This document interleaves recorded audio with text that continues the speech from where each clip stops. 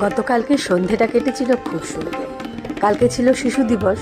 বাচ্চা দুটোর কাউকেই বলা হয়নি যে আমরা একটা নৈশভোজনের আয়োজন করেছি। একটা ছোট কেক নিয়েছিলাম, বাচ্চা দুটো কেক কাটছে, দেখতেই পাচ্ছ। পাশে ছিল লাডলি। লাডলি হচ্ছে ওর ছোটোবেলার খেলার সঙ্গী। লাডলি পাশেই থাকে। ছোটোবেলার খেলার সঙ্গী বলবো কেন, এখনও ওরা খুব ভালো বন্ধু। যেখানেই যাই আমরা একসাথেই যাই। পুজোয় ঠাকুর দেখা বলো আর খেতে যাওয়াই বলো, আমাদের ছজনের জুটিটা খুব সুন্দর।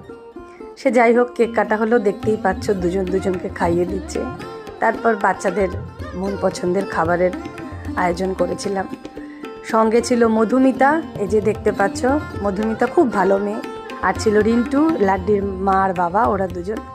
চলে এলো গরম গরম খাবার। শীতের সন্ধেয় এরম যদি গরম গরম খাবার পাওয়া যায়, কার না ভালো লাগে বলো। আর তারপরে আর কি, ছবি তোলা, গল্পগুজব, হাসি ঠাট্টা। চলে এলাম বাড়ি। সন্ধেটা ভীষণ ভালো কেটেছিল।